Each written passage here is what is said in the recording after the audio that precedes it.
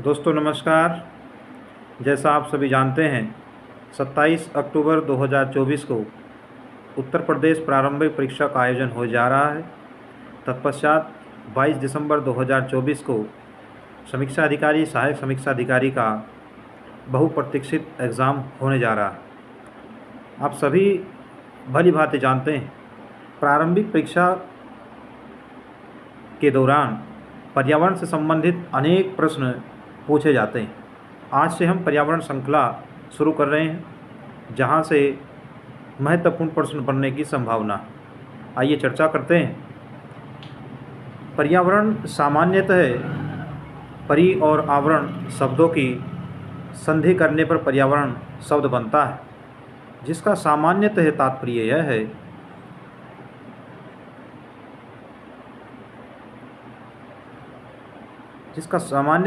यह है कि जो जीवों को चारों ओर से घेरे हुए, अर्थात समस्त जीवधारियों को जैविक, अजैविक या भौतिक पदार्थ घेरे हुए पर्यावरण कहलाता है।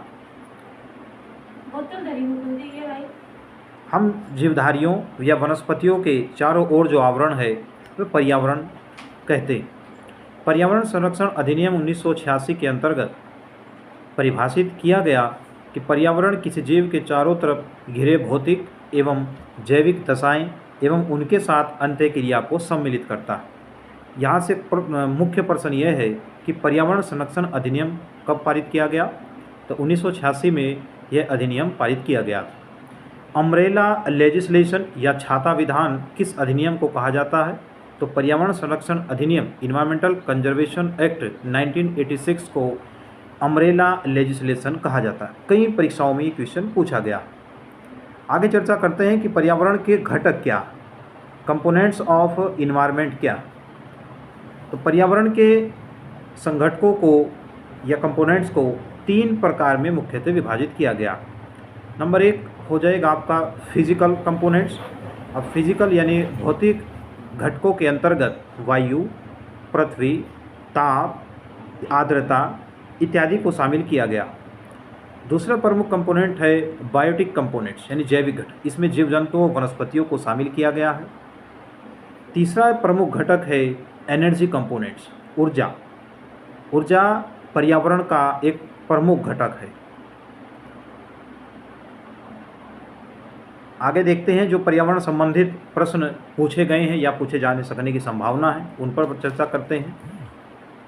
भारत में 17 सितंबर 1986 को सर्वप्रथम पर्यावरण एवं वन मंत्रालय का गठन किया गया था और उस समय तत्कालीन प्रधानमंत्री श्री राजीव गांधी थे। उससे पूर्व 1972 में वन्यजीव संरक्षण अधिनियम वाइल्ड लाइफ कंजर्वेशन एक्ट 1972 प्रारंभ किया गया था। यह विश्व की सबसे बड़ी वन्यजीव परियोजना है। 1985 में ही राजीव गांधी जी के द्वारा गंगा कार्य योजना यानी गंगा एक्शन प्लान शुरू किया गया था। यहाँ क्वेश्चन ये बनता है कि गंगा एक्शन प्लान कब शुरू किया गया था? तो 1985 में गंगा एक्शन प्लान यानी GAP शुरू किया गया था। आइए आगे। नेशनल ग्रीन ट्रिब्यूनल 2010 में पारित किया गया। पर्यावरण से संबंधित गतिविधियों में जैसे प्रदूषण या पर्यावरणीय क्रियाओं का पर्यावरण जहाँ से दूषित हो रहा है उन्हें रोकने के लिए भारत सरकार के द्वारा राष्ट्रीय हरित न्यायाधिकरण अधिनियम 2010 में पारित किया गया। आगे जो प्रमुख क्वेश्चन है कि किस पंचवर्षीय योजना के दौरान पर्यावरण को डेवलपमेंट के साथ जोड़ा गया था? तो वह चौथी पंचवर्षीय योजना थी जिसमें पर्यावरण को विकास के साथ जोड़ा गया, यानी पर्यावरण को देखते हुए विकास को किया जाए। इससे आगे पर्यावरण के हमने अभी आपको बताया कि कंपोनेंट्स क्या हैं। तो 3 प्रमुख कंपोनेंट हैं, फिजिकल यानी अबायोटिक कंपोनेंट्स, बायोटिक कंपोनेंट्स और एनर्जी कंपोनेंट्स। आगे कह रहा आदि मानव की भौतिक पर्यावरण की कार्यात्मकता में भूमिका किस प्रकार की थी? जब मानव जीवन की शुरुआत हुई तो आदि मानव भौतिक पर्यावरण की किस प्रकार से क्रियाओं में उसमें भूमिका अपनी दर्शाता है। तो ग्रहीता एवं दाता यानी रिसीवर और कंट्रीब्यूटर की भूमिका के रूप में आदि मानव पर्यावरण की कार्यात्मकता में भूमिका दर्शाता है। कौन सा मानव पर्यावरण का विध्वंसक माना जाता है? कौन सा मानव पर्यावरण का विध्वंसक माना जाता है? तो ये आपका प्रौद्योगिकी मानव को इसमें माना गया है। खेती की सर्वाधिक पुरातन प्रणाली क्या है? तो शिफ्टिंग कल्टीवेशन। भारत के जो नॉर्थ ईस्ट के स्टेट हैं, नागालैंड, मिजोरम इत्यादि में झूम खेती का ज़्यादा जो है प्रचलन किया जाता है। अगला क्वेश्चन कह रहा है विश्व तथा भारत में आज भी स्थानांतरण कृषि प्रचलित है? तो दक्षिण एवं दक्षिण पूर्वी एशिया एवं पूर्वोत्तर भारत यानी नॉर्थ ईस्ट जो भारत है वो विश्व में भी शिफ्टिंग कल्टीवेशन के लिए एक प्रमुख स्थान रखता है। आपसे जनजातीय क्षेत्रों में ज़्यादातर ये इस तरह की खेती को बढ़ावा दिया जाता है। अगला क्वेश्चन है मानव भूगोल के जन्मदाता की संज्ञा किसे प्रदान की गई? तो इसे फ्रेडरिक रेटजल। ध्यान रखेंगे क्वेश्चन इंपॉर्टेंट है। मानव भूगोल के जन्मदाता फ्रेडरिक रेटजल हैं। मनुष्य के लिए सर्वाधिक कार्यक्षम तापमान तथा आर्द्रता कितनी होती है? यानी मानव के लिए अनुकूल टेम्परेचर और ह्यूमिडिटी कितनी हो, ये भी क्वेश्चन पूछा जा सकता है। तो 25 डिग्री टेम्परेचर हो और 60% ह्यूमिडिटी हो। अगला क्वेश्चन कह रहा औद्योगिक क्रांति सर्वप्रथम कहाँ हुई? आप सभी जानते हैं इंग्लैंड में 16वीं-17वीं शताब्दी में औद्योगिक क्रांति संपन्न हुई थी। अगला क्वेश्चन क्लोरोफ्लोरोकार्बन यानी CFC के बाद ओजोन का दूसरा प्रमुख विध्वंसक पदार्थ कौन सा यौगिक है? ये कौन सा पदार्थ है? तो नाइट्रोजन डाइऑक्साइड। यानी नाइट्रोजन डाइऑक्साइड वो पदार्थ है जो CFC यानी क्लोरोफ्लोरोकार्बन के बाद ओजोन परत को प्रभावित करता है, दुष्प्रभावित करता है। आगे कह रहा ये तो आपको जानकारी होगी कि ओजोन परत वायुमंडल के समताप मंडल वाली परत में पाई जाती है, जो सूर्य से आने वाली पराबैंगनी किरणों को जो रोकती हैं, हानिकारक किरणों को रोकती हैं, जिससे मानव के लिए एक उपयोगी रक्षा तंत्र माना जाता है। ओजोन स्तर के क्षरण का पता सर्वप्रथम किसने लगाया? तो 1985 में जोसेफ फोरमैन के द्वारा ओजोन लेवल के डिप्लेशन का पता लगाया गया था। कि अपक्षय क्या है? अपक्षय क्या? तो अपने स्थान पर शैलों यानी चट्टानों तथा आवरण परस्पर के विघटन तथा वियोजन की प्रक्रिया अपक्षय कहलाती है। अपक्षय कहलाती ये कैसी प्रक्रिया है? तो जियोलॉजिकल यानी एक भौमिकीय प्रक्रिया। परीक्षा की दृष्टि से और भी अन्य महत्वपूर्ण प्रश्न है कि दक्षिण पूर्वी संयुक्त राज्य अमेरिका का नरक किस नदी को कहा जाता है? तो टेनेसी नदी को दक्षिण पूर्वी संयुक्त राज्य अमेरिका का नरक कहा जाता है। जैसे बिहार में कोसी नदी है ना, इस तरह को बिहार का शोक कोसी नदी को कहा जाता है। भारत की दामोदर नदी परियोजना किस नदी परियोजना की अनुकृति यानी किस पर आधारित है? तो टेनेसी घाटी जो संयुक्त राज्य अमेरिका की है उस पर भारत की दामोदर नदी परियोजना। उत्तर भारत की अर्थव्यवस्था का मेरुदंड किसे कहा गया है? अगर नदी के रूप में पूछे तो गंगा नदी कहेंगे, और अन्यथा भी अर्थव्यवस्था का मेरुदंड गंगा नदी। तो गंगा नदी चूँकि गंगा का एक विशाल मैदान है, भारत में मुख्यतः जो 3 मैदान है, उत्तर पश्चिम में जो मैदान है, पश्चिम से उत्तर और आपका पूर्वोत्तर भारत तक जो विस्तार है, उनमें सबसे पहला सिंधु सतलज का मैदान, गंगा का मैदान, गंगा का विशाल मैदान, और आगे ब्रह्मपुत्र नदी का मैदान। आगे क्वेश्चन मिस्र किसकी देन? तो मिस्र को नील नदी का वरदान कहा जाता है। ये विश्व की सबसे लंबी नदी है जिसका उद्गम विक्टोरिया झील से होता है। पश्चिम बंगाल का जैविक मरुस्थल किस नदी को कहा जाता है? दामोदर नदी को कहा जाता है। अभी हमने चर्चा किया था कि कोसी को बिहार का शोक कहा जाता है। ये क्वेश्चन आ गया। परीक्षा की दृष्टि से अन्य प्रमुख प्रश्न, भोपाल गैस त्रासदी कब और किसके कारण हुई थी? बहुत पूछा गया प्रश्न है वन लाइनर एग्जाम में। 3 दिसंबर 1984 को मध्य प्रदेश के भोपाल में यह दुर्घटना हुई, जिसमें जो प्रमुख गैस थी मिथाइल आइसोसाइनाइड जो गैस का रिसाव हुआ था, यानी CH3NC, वो गैस थी जिसके कारण त्रासदी हुई थी। चेरनोबिल परमाणु दुर्घटना कब और किस देश में हुई? तो 26 अप्रैल 1986 को यूक्रेन के चेरनोबिल जो वहाँ नगर है वहाँ पर ये परमाणु दुर्घटना हुई थी। ये क्वेश्चन पूछे गए हैं सभी, इसलिए प्रमुख है। 3 माइल आइलैंड दुर्घटना क्या?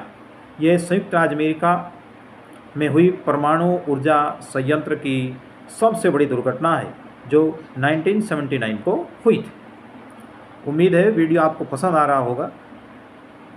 आप इस तरह के जो प्रश्न हैं उन पर ज़्यादा ध्यान केंद्रित करें, चूँकि अब इतना समय नहीं है कि हर टॉपिक का जो है पुनः विश्लेषण किया जा सके।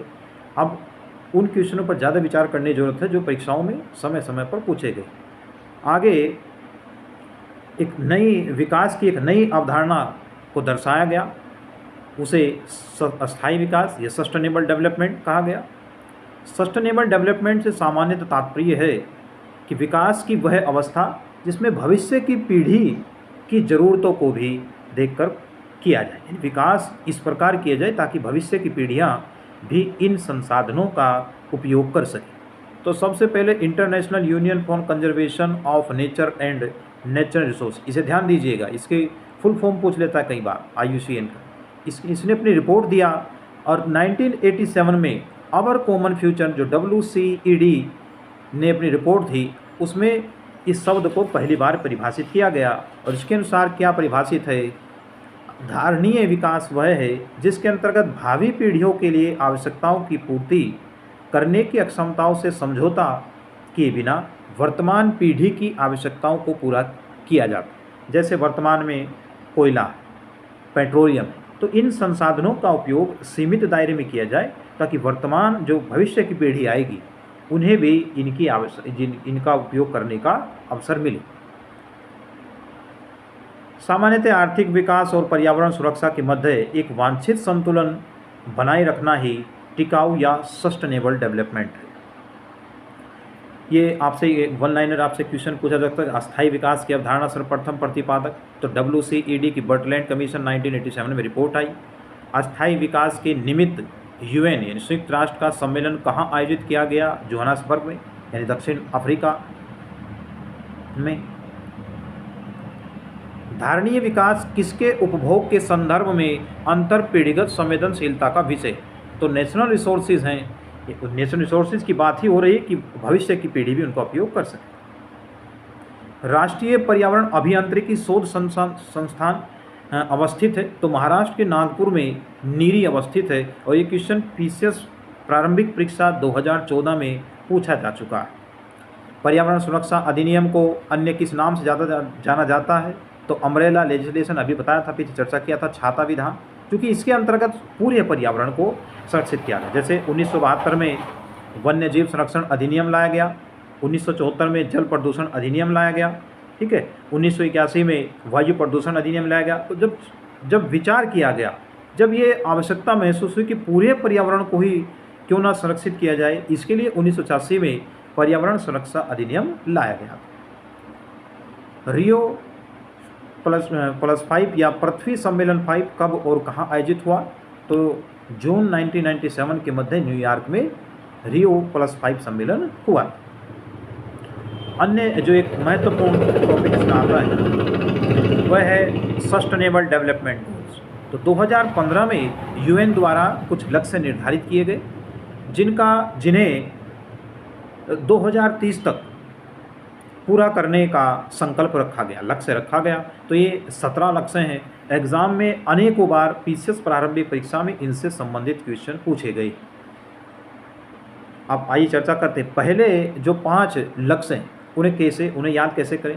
देखिए, अगर व्यक्ति गरीब है तो गरीबी का उसका जो समापन है, गरीबी में भूख भी एक प्रमुख विषय है। तो गरीबी सबसे पहले गरीबी है। उसके बाद गरीबी को हटाया जा सकता है कैसे? भूख की समाप्ति, खाद्य सुरक्षा, बेहतर पोषण तथा टिकाऊ कृषि को बढ़ावा देना। अब जब व्यक्ति की भूख समाप्त होगी तो उसके बाद लोगों में क्या? सुरक्षा, स्वास्थ्य इत्यादि जीवन के जो अन्य विषय हैं उनको बढ़ाया जाए। इसके बाद जब स्वास्थ्य सुरक्षा निश्चित हो जाएगी तो गुणवत्तापूर्ण शिक्षा मिलेगी। जब गुणवत्तापूर्ण शिक्षा मिलेगी तभी तो वह सेक्सुअल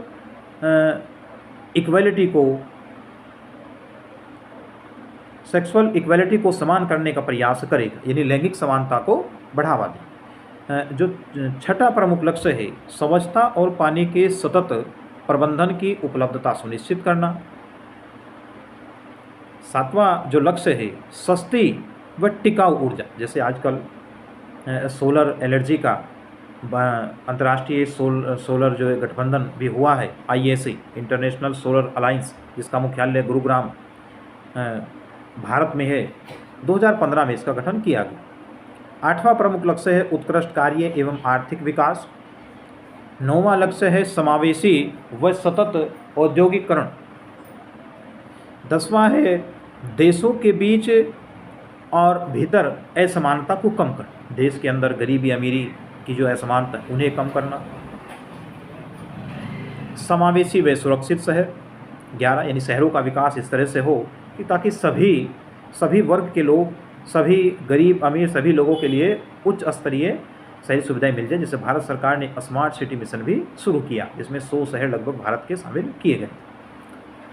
12वां है सतत खपत व उत्पादन पैटर्न को सुनिश्चित करना। 13 प्रमुख है, पीछे 2022 से पूछा गया, जलवायु परिवर्तन व इसके प्रभाव से निपटने के लिए तत्काल कार्यवाही करना। 14 है महासागर समुद्र समेत समुद्री संसाधनों का संरक्षण। समुद्रों में डाले जाने वाले जो कूड़ा अपशिष्ट पदार्थ हैं उन्हें रोका जाए। अवैध रूप से मछली पकड़ने के तरीकों को नियंत्रित किया जाए। इस तरह की जो घटनाएं हैं उन पर विचार किया जाए। पृथ्वी के जीव व संसाधनों का संरक्षण 15 का नंबर है। 16 नंबर है शांति न्याय व मजबूत संस्थानों का निर्माण करना। 17 जो अंतिम लक्ष्य है सतत विकास के सस्टेनेबल डेवलपमेंट के लिए वैश्विक भागीदारी को पुनर्जीवित करने के अतिरिक्त कार्यान्वयन के साधनों को दृढ़ बनाना, सुदृढ़ बनाना। तो ये पर्यावरण का पहला चैप्टर है, जिससे संबंधित जो प्रश्न पूछे गए या पूछे जा सकने की संभावना है उन पर हमने चर्चा किया है। इसी तरह से PCS प्रारंभिक परीक्षा व समीक्षा अधिकारी प्रारंभिक परीक्षा को ध्यान में रखते हुए हम आगे भी इस जो पर्यावरण है, भारतीय इतिहास है, भारतीय संविधान है, जो आपका करंट अफेयर्स है, उनसे संबंधित अभी जो वीडियो अपलोड करेंगे। उम्मीद है कि आप लोगों के लिए ये वीडियो सफल हो, महत्वपूर्ण हो, जिससे आपको एग्ज़ाम में इससे मदद मिल सके। धन्यवाद।